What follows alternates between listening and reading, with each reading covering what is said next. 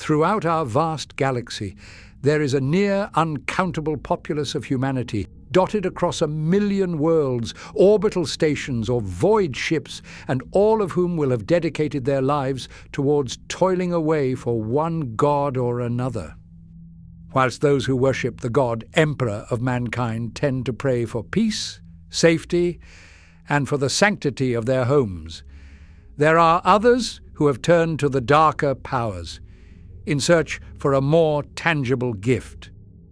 We are all familiar with the sickening nature of the warp. It is a swirling vortex of unreality which seemingly surrounds and permeates our own plane of existence, and its very nature is formed from the ever-shifting emotional outflow of our own fickle and mortal lives. This immaterial realm is populated by a veritable ocean of terrible beings known as demons, all of which will reflect an aspect from one of the 4 mighty chaos gods themselves. These colossal beings are the undisputed rulers of their nightmarish hellscapes, and it is from their capricious manipulations and meddlesome interferences that many of the more dire events of the galaxy found their first origins. With that being said, it can sometimes be rather difficult for the gods to disrupt or aggravate our flow of reality, and even if they may be all-powerful in the warp, breaching our own plane of existence is no small feat. As such, instead of committing a great deal of energy in forming a warp rift, or by willing a demonic incursion into existence, the gods can empower a mere mortal who will carry out their devilsome wishes within real space. This aspirant champion will be swelled with the Stygian flame of the ruinous powers, elevating them into an unstoppable force of destructive carnage. There is a steep price to pay for giving up one's humanity to drink from the immaterial well. And yet, countless fools have thrown away their very souls, all in the pursuit of demonic greatness. With this in mind, today we are to explore the immortal champions of the chaos gods themselves, the demon princes. These are the newly formed demonic lords of the warp, who have traded in their last vestigial scraps of their blackened hearts to ascend as a chosen demon of their patron god. In giving up their humanity, they are to be reborn within the immaterium as an immortal prince of the ruinous powers. Firstly, we shall explore the nature of the maddened, chaotic adherents who aspire towards achieving this goal, before delving into the forbidden archives to learn of the various tainted gifts that one may receive. Finally, we shall test our faith by looking unto the princes themselves, all to learn of their malign essence, which will hopefully provide you with some notion of how to best banish these bloated husks of humanity. The first thing to understand is that for the dark gods, whilst they may have many eyes and ears situated throughout the ever-shifting wastelands of the warp, it still takes a great deal of effort to garner their attention. They are almost entirely consumed by the conflict known as the Great Game, in which the gods are always attempting to wage war and gain the upper hand over their deific siblings, all so that they can name themselves as the true overlord to all of unreality. There are many foolish cultists who truly believe that if they find a dark, squalid corner, then carve out a blood-stained octagram and sit in worship, that Khorne himself will descend from his brass throne to bequeath them with a great blazing weapon. This, however, is not the case. In all likelihoods, it will merely be a craven lesser demon who responds to the cultist's call.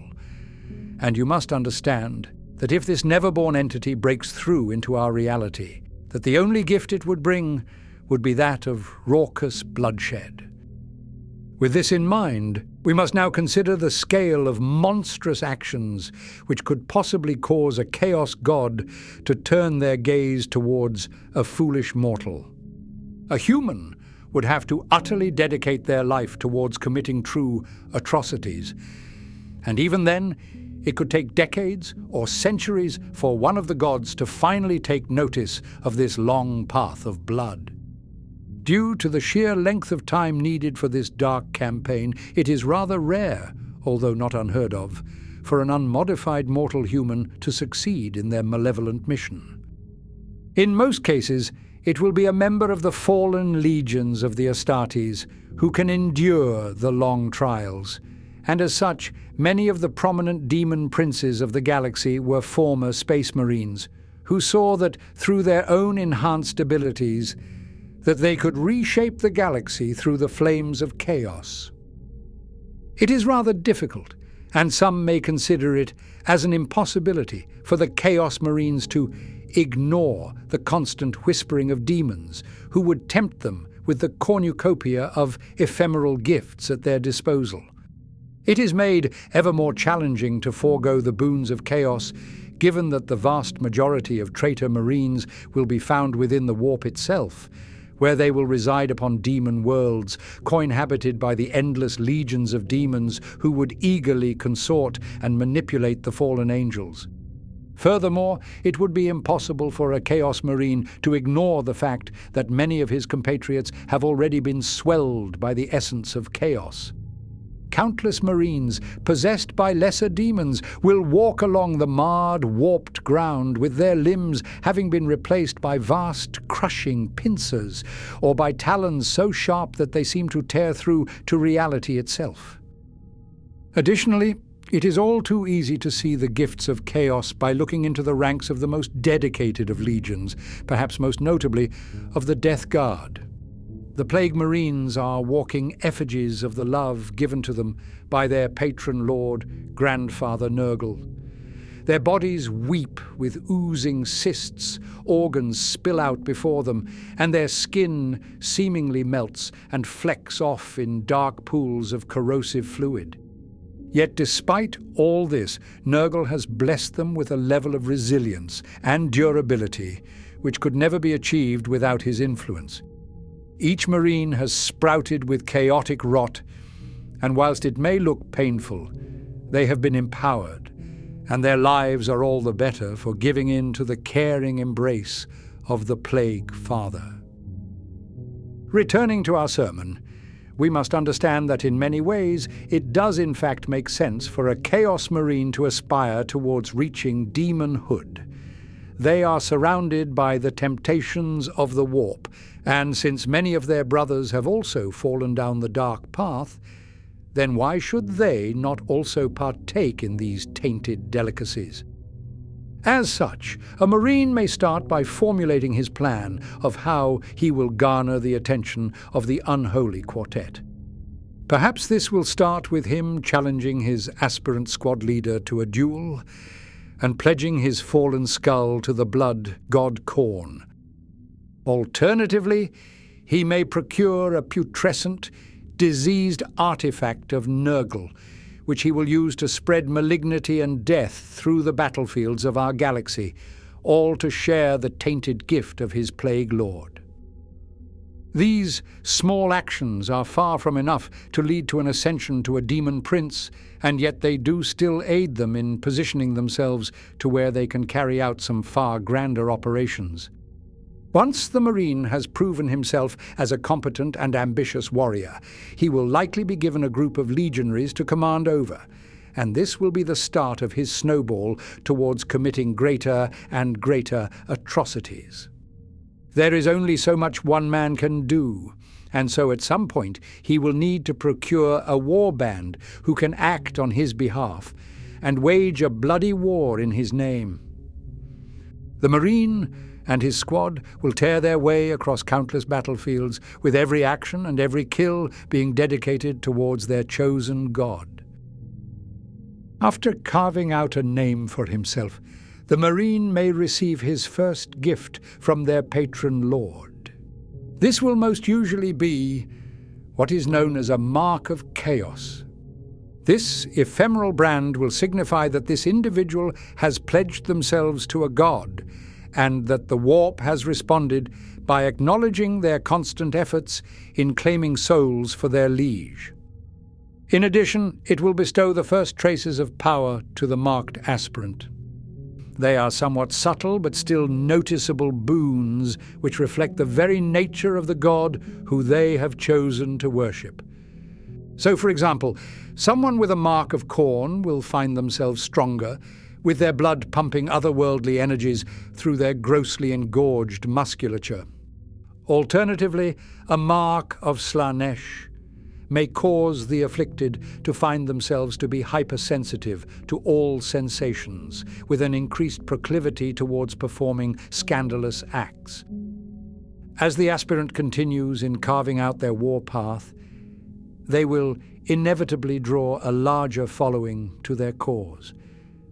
There is nothing more terrifying than someone who has lost their mind in the pursuit of nefarious ambition, and yet they will find innumerable bodies who will aim to follow in their bloody wake, all to reap in the same successes as their new champion.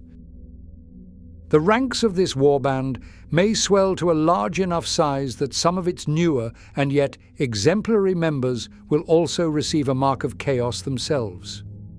This can be rather a point of worry to the ruling champion, since the last thing they would want would be to see an upstart successor laying claim to their birthright of demonhood.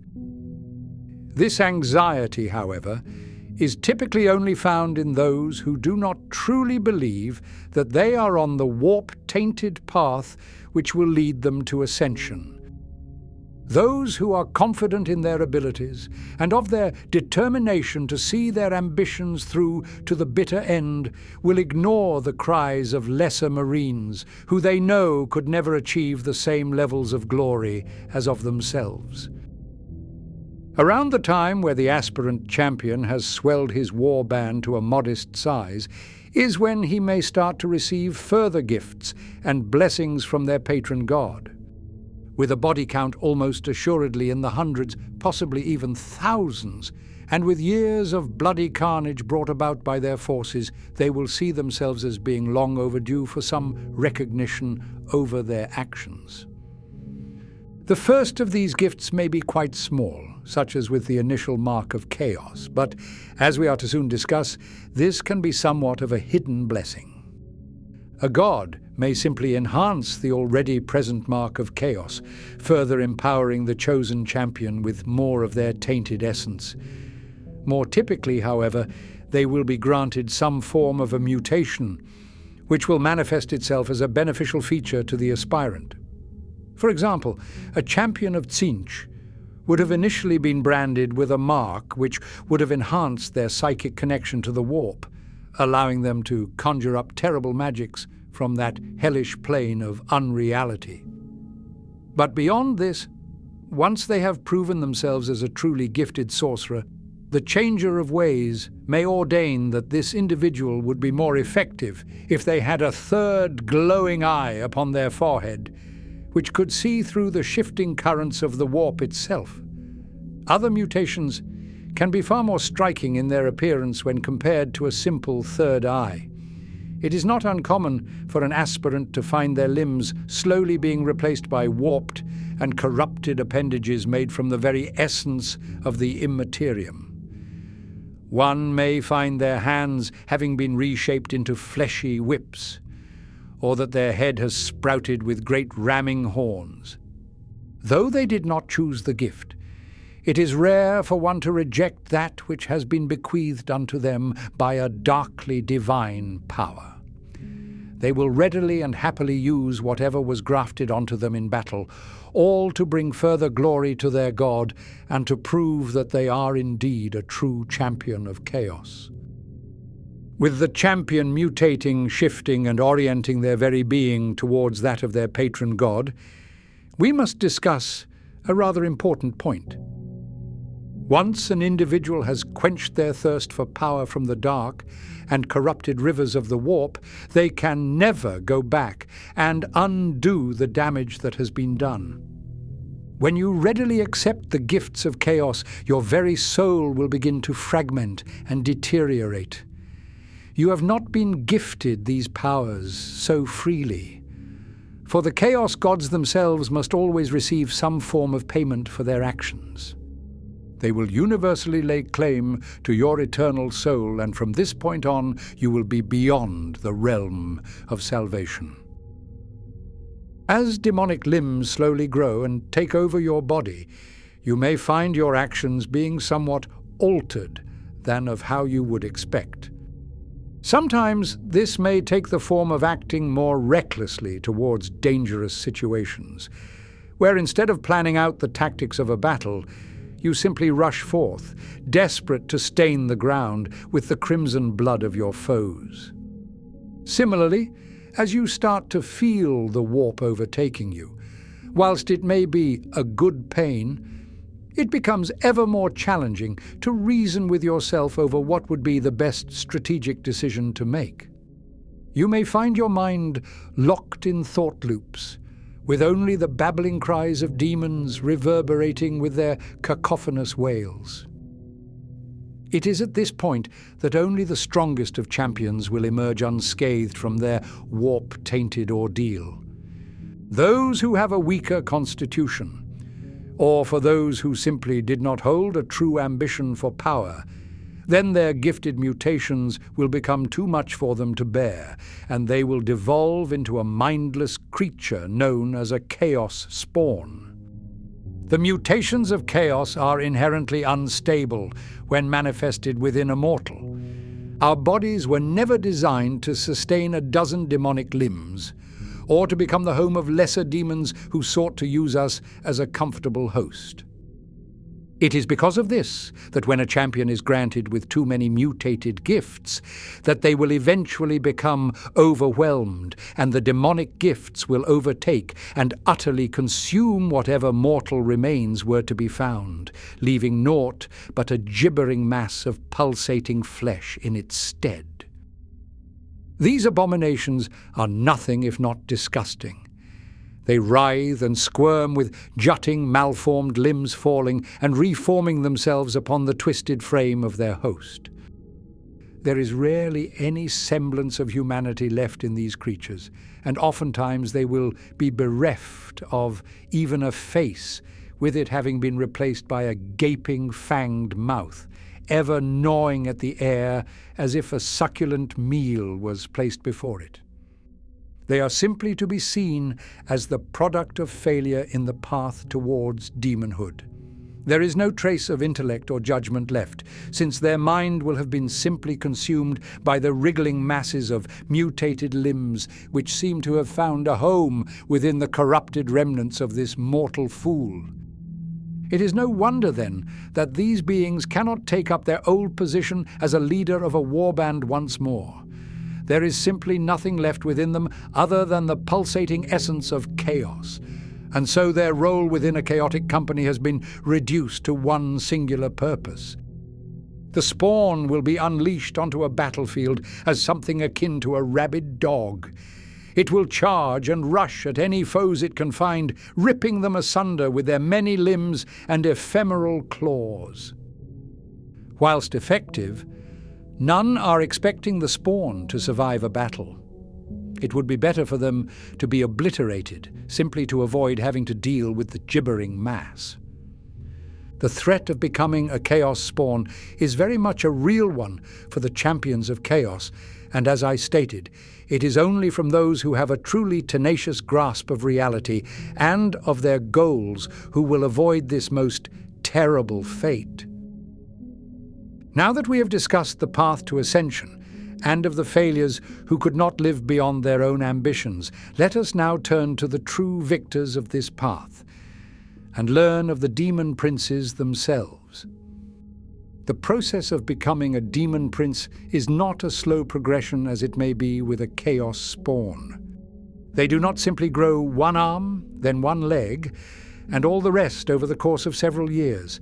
Instead, mortals will typically be ascended into demonhood after fully proving themselves as being worthy enough to sustain this gift from their patron gods. This may be in the form of committing a genocidal act upon a world, and by pledging the billions of souls all towards their lord. Alternatively, one may prove that they have given away the last of their humanity through a great betrayal, whereby the sacrifice of their most trusted and closest companion would be evident of their willingness to dedicate themselves to chaos. It is still possible at this stage to descend as a chaos spawn if one is not strong enough to handle the flowing currents of warp energy rushing through them. But for those who can take it, then a great future awaits them. The actual event of ascension can take many different forms, and each will be unique to their god and chosen champion. But it seems that when one is ordained to reach demonhood, that they will be eclipsed in a blinding light, with immaterial flames washing over the place where they once stood. The ground itself will crack and buckle under the weight of the warp crashing down onto them, with arcs of black lightning sparking out into the surrounding environment. It is only when the deafening, cacophonous roars of this event have transpired, and after the smoke has cleared, will the champion of chaos now stand as a fully formed demon prince.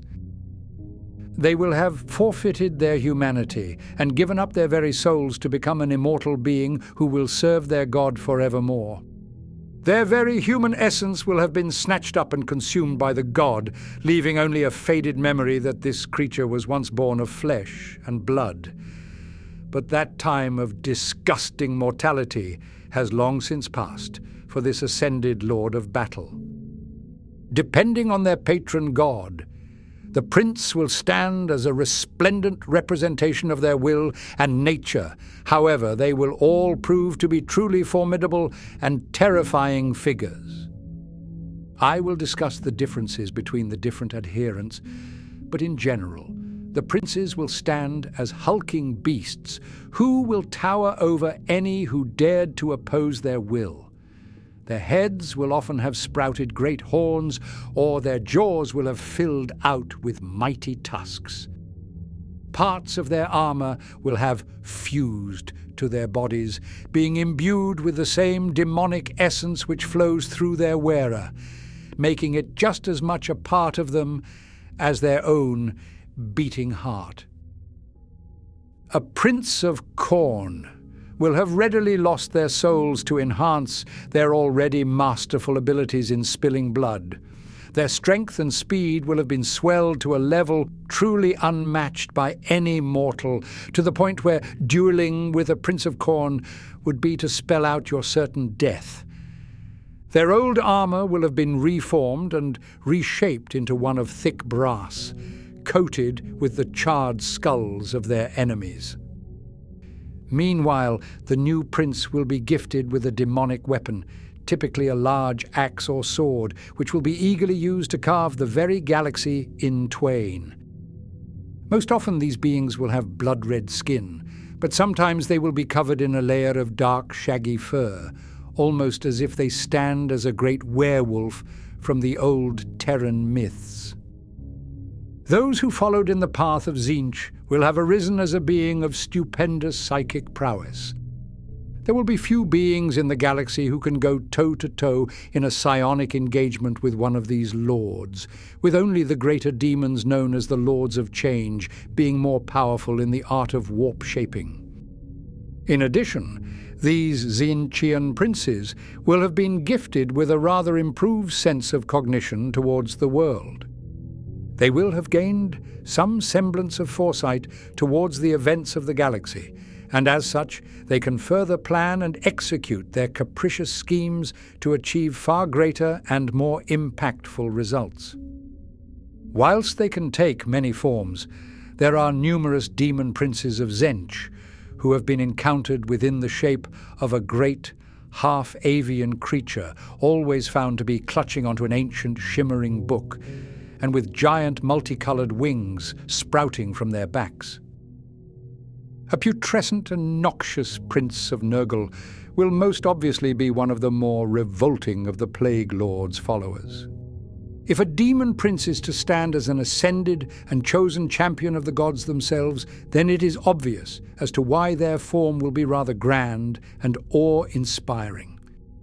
As such, the Nurglite princes will be found bloated beyond all belief, being covered in sickening welts which burst forth to reveal swarms of virulent pox flies. Their decayed flesh appears so haggard and so decomposed that it must be a true miracle for it to somehow stay attached to the diseased and exposed bones which jut forth from the beast's putrid, rotten flesh. Aside from their gangrenous appearance, they will most often carry great rusted metal blades into battle, which, while not the sharpest of instruments, will leave an indelible scar of plague wherever it is swung. As a starkly different prince, those who were ascended under Slaanesh will have risen as beings of near divine perfection. Their skin will be as smooth as polished glass, being marred only by the intricate patterns and colorations which they have personally adorned themselves with. Rather than wearing gaudy, over-designed armor like those savages who follow Khorne, the Slaaneshi princes prefer to pick and choose only the most finely woven of threads to coat their magnificent frames with, and thanks to the taint of the warp, these ephemeral robes will offer up just as much protection to them as would the armor of a tank. Every day spent in the life of these splendorous lords is one of pure opulence and overindulgence. They strive to break down the limitations of flesh, all to discover their own personal, forbidden fruit with which they will be sure to spread around across the galaxy.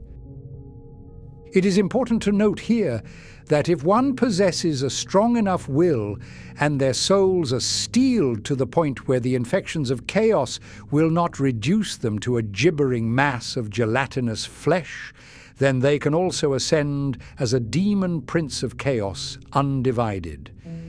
These individuals will have been gifted with the boons of each god, growing into a veritable demigod themselves as they find their body becoming a battleground for the rival deities, who each wish to outdo one another with their generous mutations. The title of most infamous and most terrible of the demon princes to chaos undivided would almost certainly belong to Be'lakor, the Dark Master. He was the first being to have shaken off his mortal coil and ascend to demonhood, and ever since the ancient days of the galaxy, he has been a true blight to all who cling on to their dying light of hope. At this point, now that a champion of chaos has ascended as a demon prince, they will have become a truly unique individual within their warband. None other than the prince themselves can boast that they are an immortal being who has garnered the most highly prized gifts of the very gods themselves, and as such, there should be none more suited to leading the Chaos Marines through their diabolical campaigns.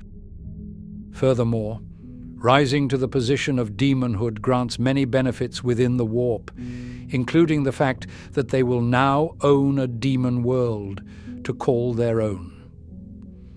These corrupted and tainted planets are made of the very essence of the immaterium itself, and as such, the prince can shape it to their liking, forming palaces or fortresses wherever they please within the landscapes.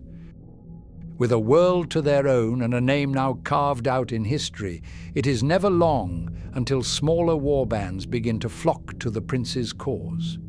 It is not uncommon for a great demon prince to lord himself over untold thousands of chaotic followers, ranging from pathetic cultists, barely cognizant of the glory before them, to chaotic Astartes who stand as veterans of the long war, who are all too aware of the power held within the taloned grip of a demon. Whilst all these boons and changes sound rather spectacular, an interesting point to note is that the demon princes are not held to the same level of regard by their demonic kindred. The Neverborn, formed within the swirling depths of the warp, see those who once held their mortality as weak beings who did not deserve to gain the gift of eternal life. Greater demons would consider the princes as tainted beings, who have no place in either the plane of physical reality, nor within the warp itself.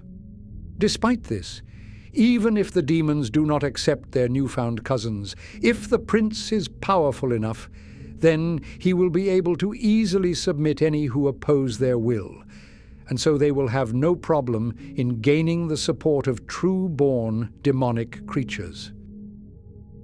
All of the beings which I have previously described were born of mortal men and women who ascended to an unmatched level of power through their own heinous and damnable actions. But now we must ask ourselves a question. What would happen if someone who was already a demigod strayed down the dark path of damnation and ascended to demonhood? The answer to this is simple. You would bear witness to a demon Primarch, a terrible and cursed being, formed out of the failings of the Emperor's own children, who pledged their souls to chaos in the calamitous civil war of the Horus heresy. It is rumored within the darkest corners of the inquisitorial librariums that the Primarchs were enhanced with certain traits which found their origins within the warp itself, and thanks to this, for those who chose to ascend, they were further empowered and emboldened by the flowing currents of immaterial energy. Across the galaxy, there are truly none more infamous than these fallen angels. As it stands today, we know of 6 demon Primarchs who exist and operate from their nefarious homes within the warp. These would be Angron, the bloody red angel of the World Eaters; Fulgrim, the perfected Phoenician of the Emperor's children; Lorgar Aurelian, archpriest of the primordial truth and ruler of the word-bearers; Perturabo, the cold and pragmatic lord of the Iron Warriors; Mortarion, the pale king of the blighted Death Guard; and finally Magnus the Red, the crimson sorcerer king of the fallen Thousand Sons. There are none more powerful, and none more able to rip the galaxy asunder than of the tainted progeny of the Emperor himself. Should a demonic Primarch be encountered, then it is sure to spell the doom of that world, for they have drank so deeply from the warp that they can almost be viewed as the personal champions to the Chaos Gods themselves, and they will not be met with defeat with the backing of an Empyrean deity. This shall bring an end to our sermon. Do be warned, citizens, that the presence of a demon prince upon a battlefield will inevitably lead to death on a truly unimaginable scale. The prince alone is a formidable being to kill, but they will be accompanied by countless hordes of demons and chaotic followers, who will readily plunge the world into fire on but the word of their ruling lord. Furthermore, the Inquisition does not look favorably upon those who have witnessed such a malign entity. There is no such thing as innocence, only degrees of guilt, and to look upon the face of a demon prince is to be a crime unto itself. As such, if a demonic incursion, led by an arisen champion, occurs upon an imperial planet, then the only true recourse can be to declare an exterminatus, and to purge the world in the Promethean flames of our undying faith. There are thousands of demon princes at large across the galaxy, and unfortunately we will likely never be rid of them. If one managed the unthinkable and somehow killed one of these beings, then they will simply reappear back within the depths of the warp, where they will be able to recuperate their losses and return to the galaxy, once more set on their destructive warpath. So long as the 4 gods still exist, we will always be plagued by those who seek power from them. And unfortunately for humanity, those heinous beings will be ever ready to ascend more and more champions to join them at their side. Dearest citizens, hold this knowledge close to your hearts, and do be warned of the existence of those who have abandoned their souls in place of power. They cannot be bargained with, and you would be but a worm to think that you can trifle with their near-divine being. None may challenge their reality-shaking might, and they will be sure to purge the very stars themselves, all for the tainted glory of the dark gods.